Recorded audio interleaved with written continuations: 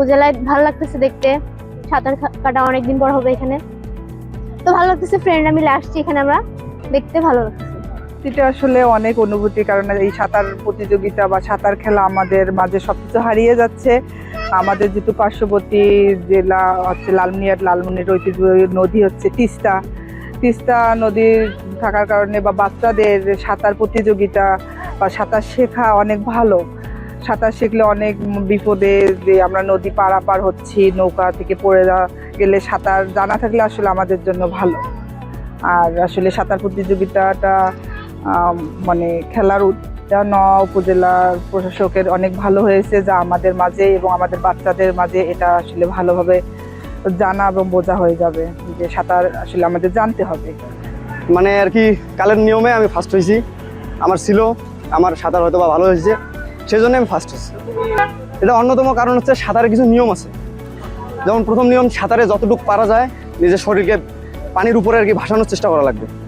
দ্বিতীয়তর মানে পাটা আগে চেষ্টা না করে হাত দিয়ে আগে যতটুকু সম্ভব, পরে পা এবং হাত দুই সঙ্গে একসঙ্গে চালানো, যার জন্য আর কি সাঁতারটা একটু তাড়াতাড়ি হয়। আর হচ্ছে যে আর কিছু আমাদের মানে প্রশিক্ষণ দিয়েছিল স্যার, তার মাধ্যমে আর কি এটা। এরকম আয়োজন কি প্রতি বছর প্রত্যাশা করো? হ্যাঁ, আমি এরকম আয়োজন প্রতি বছর মানে প্রত্যাশা করতেছি, যেন আগামী বছরে এইরকম মানে অনুষ্ঠান হয়, আমাদের স্কুল থেকে যেন অংশগ্রহণ করতে পারে, অন্য স্কুল থেকে যেন মানে অংশগ্রহণ করতে পারে, এটাই আমার ইচ্ছা। আমি আব্দুল্লাহ মামুন, সহকারী শিক্ষক, ভেলাবাড়ি স্কুল অ্যান্ড কলেজ। আপনি যে কোশ্চেনটা করলেন সাঁতার খেলা বিলুপ্তের পথে, কথাটা আমি আপনার সঙ্গে একমত। তবে আপনারা হয়তো বা জেনে খুশি হবেন যে বর্তমান সরকার এই বিলুপ্ত প্রায় খেলাটাকে উজ্জীবিত করার জন্য যে মহান উদ্যোগ গ্রহণ করছে, এর মাধ্যমে আমাদের ঐতিহ্যবাহী সাঁতার খেলাটার প্রাণ আবারও ফিরে আসবে।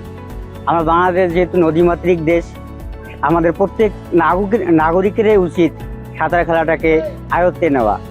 বন্যা বিপর্যয় মোকাবেলায় এই সাঁতার খেলাটা আমাদের জীবন রক্ষার্থে অপরিসীম ভূমিকা পালন করবে। আমি যারা এই খেলাটাকে পরিচালনা করতেছে তাদের সকলকেই ধন্যবাদ জানাচ্ছি, এবং আপনাদের মাধ্যমে আমি সরকারের কাছে আহ্বান জানাচ্ছি যাতে প্রতি বছর ইউনিয়ন পর্যায় থেকে শুরু করে আমাদের ইউনিয়ন পর্যায়ের বাচ্চা কাচ্চারা জাতীয় পর্যায় পর্যন্ত সাঁতার খেলায় অংশগ্রহণ করার সুযোগ পায় ও নিজের প্রতিভাকে বিকশিত করার সুযোগ পায়। ধন্যবাদ। আমি মোহাম্মদ মোবারকুল্লাহ খান, সহকারী শিক্ষক, দুর্গাপুর উচ্চ বিদ্যালয়। আজকে আমি উপজেলায় আসছি সাঁতার প্রতিযোগিতার উদ্দেশ্যে। আমাদের বিদ্যালয় থেকে 4 জন শিক্ষার্থী অংশগ্রহণ করেছে। ইউনিয়ন পর্যায়ে 3 জনই প্রথম, দ্বিতীয়, তৃতীয় হয়েছে। বাকি ইউনিয়নদের সাথে খেলে আমি আশা রাখছি যে আমার ছেলেরা চূড়ান্ত পর্যায়ে বিজয় লাভ করবে। আর বিশেষ করে সাঁতার 4 ধরনের সাঁতার আছে। আজকে যে সাঁতার প্রতিযোগিতা হচ্ছে এটা হলো ফ্রি স্টাইল, যদি বাংলায় বলে মুক্ত সাঁতার। এই খেলাটা আসলে বিলুপ্তির পথে।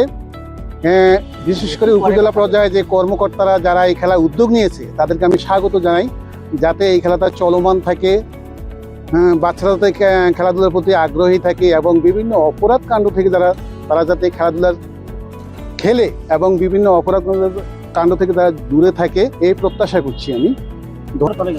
জি, ধন্যবাদ আপনাকে। আপনারা জানেন যে বাংলাদেশ নদীমাতৃক দেশ। এই নদীমাতৃক দেশে সাঁতার একটি আমাদের গুরুত্বপূর্ণ গ্রামীণ খেলা। তো আমরা এর আগে দেখেছি যে সাব গেমস, এশিয়ান গেমস সহ অনেক গেমসে বাংলাদেশের সাঁতারুরা ভালো করেছে।